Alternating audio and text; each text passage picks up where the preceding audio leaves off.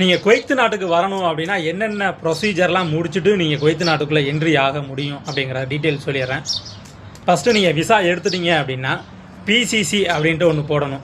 So இந்த BCG அப்படின்னா police clearance certificate அப்படிங்கிறதா இந்த பிசிசிங்கிறது.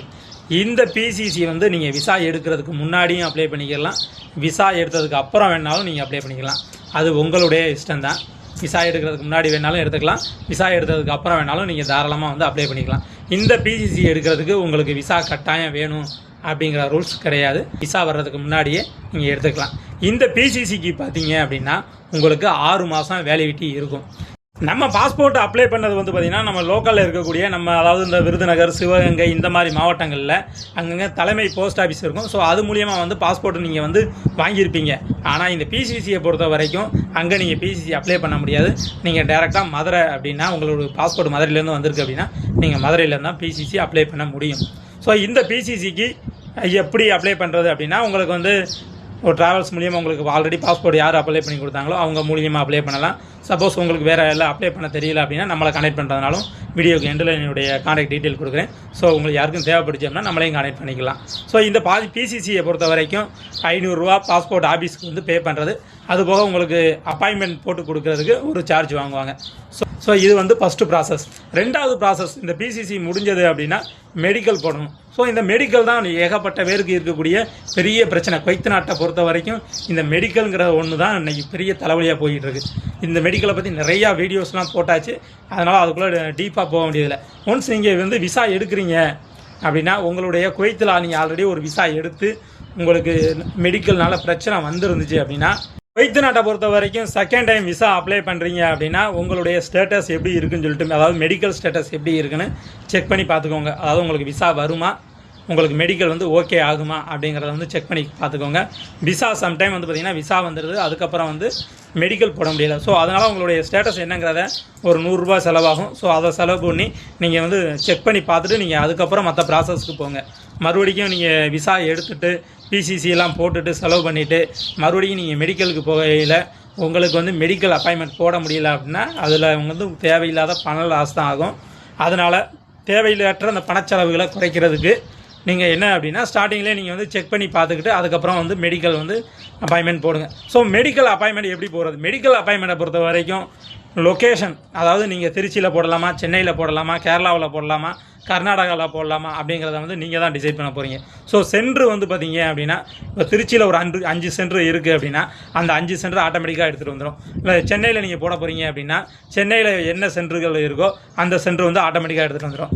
அதே மாதிரி தான் கோழிக்கோடில் போகிறீங்களா, திருவனந்தபுரத்தில் போகிறீங்களா அப்படிங்கிற ஏரியா மட்டும் தான் நீங்கள் செலக்ட் பண்ண முடியும். அது ஆட்டோமேட்டிக்காக என்ன சென்டர் எடுத்துகிட்டு வருதோ அந்த சென்டர் தான் உங்களுக்கு வந்து கிடைக்கும். ஸோ அதனால் பர்டிகுலராக எந்த ஒரு சென்டரையும் நம்ம வந்து செலக்ட் பண்ண முடியாது. ஒரு இடத்துல மெடிக்கல் போட்டு அங்கே மெடிக்கல் சென்டரில் வந்து உங்களுக்கு அன்ஃபிட்னு சொல்லி சிஸ்டத்தில் அப்டேட் பண்ணிட்டாங்க அப்படின்னா நீங்கள் அடுத்து வந்து குவைத் நாட்டுக்கு வர முடியாது. ஸோ அந்த ரெக்கார்டு வந்து பார்த்தீங்கன்னா குவைத் கவர்மெண்ட்டுக்கு அது போயிடும். ஸோ அதை வந்து நம்ம கேன்சல் பண்ணவோ இது பண்ணவும் முடியாது. ஒன்ஸ் இல்லை நீங்கள் வந்து இந்த சென்டரில் வந்து உங்களுக்கு மேலே சாட்டிஸ்ஃபைடு கிடையாது, நீங்கள் வெளியில் வேறு சென்டரில் போட்டுக்கிறங்க அப்படின்னு சொல்கிறாங்க அப்படின்னா அந்த மெடிக்கல் ஸ்லீப்பை கேன்சல் பண்ணிவிட்டு நம்ம தாராளமாக வேறு ஒரு சென்டரில் போய் அப்பாயின்மெண்ட் போட்டு மெடிக்கல் வந்து போடலாம். ஸோ இந்த மெடிக்கலை கேன்சல் பண்ணுறதுக்கு 1500லேருந்து 2000 வரைக்கும் வாங்குறாங்க. நம்ம வெறும் 700 ரூபாய்க்கு வந்து மெடிக்கல் ஸ்லீப் 2 நாளில் ஒரே நாளில் கேன்சல் ஆகும். அதிகபட்சம் போனால் 2 நாளில் வந்து கேன்சல் ஆகும். ஸோ அந்த மாதிரி யாருக்கும் தேவைப்படுச்சு அப்படின்னா வீடியோ கேமில் கான்டாக்ட் நம்பர் கொடுக்குறேன், கான்டாக்ட் பண்ணிக்கோங்க. மெடிக்கலுக்கு போகையில் நீங்கள் என்னென்ன கொண்டு போகணும் அப்படின்னா original passport plus original visa plus உங்களுடைய ஃபோட்டோ, இது 3ம் கண்டிப்பாக வந்து மெடிக்கலுக்கு போகையில் நீங்கள் எடுத்துக்கிட்டு போகணும். அதுக்கப்புறம் வந்து பார்த்தீங்கன்னா உள்ள 7500 ரூபா அமௌண்ட் வந்து நீங்கள் பே பண்ணுறது மாதிரி இருக்கும். அது தமிழ்நாடாக இருந்தாலும் சரி இல்லை அதர் ஸ்டேட்டாக இருந்தாலும் சரி 7500 ரூபா குவைத் நாட்டை பொறுத்த வரைக்கும் 7500 ரூபா பே பண்ணணும். மெடிக்கல் ப்ராசஸ் முடிஞ்சிருச்சு அப்படின்னா அடுத்த ப்ராசஸ் வந்து ஸ்டாம்பிங் அப்படின்னு சொல்கிறது. இந்த ஸ்டாம்பிங்க்கு என்னென்ன தேவைப்படும் அப்படின்னா உங்களுடைய பிசிசி ப்ளஸ் பாஸ்போர்ட்டு, உங்களுடைய விசா ப்ளஸ் உங்களுடைய மெடிக்கல் சர்டிஃபிகேட். அந்த விசாவில் வந்து பார்த்தீங்க அப்படின்னா ஃபிட்னு சொல்லி குத்திருப்பாங்க. ப்ளஸ் அதுபோக உங்களுடைய மெடிக்கல் சர்டிஃபிகேட், அதுபோக 3 ஃபோட்டோ, இது எல்லாத்தையும் நீங்கள் கொடுத்து தான் வந்து ஸ்டாம்பிங் பண்ணணும். இந்த ஸ்டாம்பிங் என்ன ரேட்டு அப்படின்னு பார்த்தீங்கன்னா அது வந்து மார்க்கெட்டை பொறுத்து மாறும். இப்போ வந்து 10லேருந்து 11 வரைக்கும் அந்த மார்க்கெட் ரேட் போயிட்டுருக்கு குவைத் நாட்டை பொறுத்த வரைக்கும். அதாவது ஜென்ஸுக்கு இந்த ரேட்டு போயிட்டுருக்கு. உங்களுக்கு யாருக்கும் தேவைப்படுது அப்படின்னா ஷாப்பிங் பண்ணுறதுக்கு நீங்கள் தாராளமாக கான்டாக்ட் பண்ணலாம். அடுத்த ப்ராசஸ் என்ன அப்படின்னு பார்த்தீங்கன்னா ஈசிஆர் பாஸ்போர்ட் வச்சுருந்தீங்க அப்படின்னா உங்களுக்கு இமிக்ரியேஷன் அப்படின்னு ஒன்று பண்ணணும். ஸோ இந்த இமிக்ரியேஷன் வந்து பார்த்தீங்க அப்படின்னா அதுவும் மார்க்கெட் ரேட் தான். அன்னைக்கு ஒரு மாதிரி ரேட் வரும். ஆல்ரெடி வந்து பார்த்தீங்கன்னா போன மாதத்தில் வந்து 13,000 போயிட்டு இருந்துச்சு. அதுக்கு அடுத்த மாதம் 12 போயிட்டு இருந்துச்சு. இப்போ வந்து 7,000 கிட்ட போயிட்டு இருக்கு. ஸோ இது வந்து பார்த்தீங்கன்னா அப்பப்போ என்ன ரேட் இருக்குது அப்படிங்கிறத ரேட் பண்ணிகிட்டே இருக்கணும். ஸோ இருந்தோம் அப்படின்னா இந்த ரேட் உங்களுக்கு பண்ணையில், அதாவது உங்களுக்கு ஸ்டாம்பிங் முடிச்சு வரையில் அன்னைக்கு என்ன ரேட் இருக்கோ அந்த ரேட்டுக்கு தான் இந்த இமிக்ரியேஷன் பண்ணணும். ஈசிஆர் பாஸ்போர்ட் வச்சுருக்கவங்களுக்கு அந்த இமிக்ரியேஷன் ஒன்று கட்டாயம் பண்ணணும்.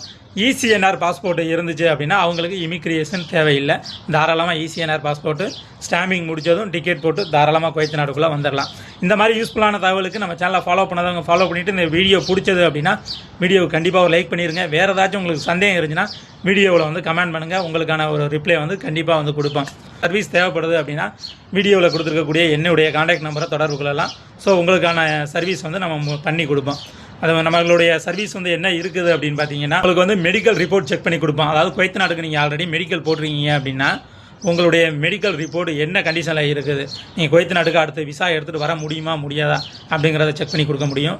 அடுத்து வந்து பார்த்தீங்க அப்படின்னா உங்களுடைய மெடிக்கல் ஸ்லிப்பு, நீங்கள் அப்பாயின்மெண்ட் போட்டிருக்கீங்க, உங்கள் இடத்துல அன்ஃபிட்னு சொல்லிட்டாங்க, நீங்கள் வேறு சென்டரில் போய் மெடிக்கல் போட்டுக்கோங்க அப்படின்னு சொல்லிட்டாங்கன்னா அந்த மெடிக்கல் ஸ்லிப் ஆட்டோமேட்டிக்காக கேன்சல் ஆனால் 1 மாதம் ஆகும். ஸோ நம்ம வந்து 2 நாளில் கேன்சல் பண்ணி கொடுப்போம். அதிகபட்சம் 2 நாளில் கேன்சல் பண்ணி கொடுப்போம். அதுக்கு வந்து 700 சார்ஜ் பண்ணுறோம். ஸோ அது போக வந்து இருக்கக்கூடிய விசா ஒரிஜினலாக இல்லை ஃபேக்கா அப்படிங்கிறத 100 ரூபாயில் வந்து உங்களுக்கு நான் செக் பண்ணி கொடுப்பேன். இந்த மாதிரி சர்வீஸ் வேணும் அப்படின்னா ஸ்க்ரீனில் கொடுத்துருக்க நம்பருக்கு நீங்கள் தாராளமாக தொடர்பு கொள்ளலாம். நன்றி, பாய்.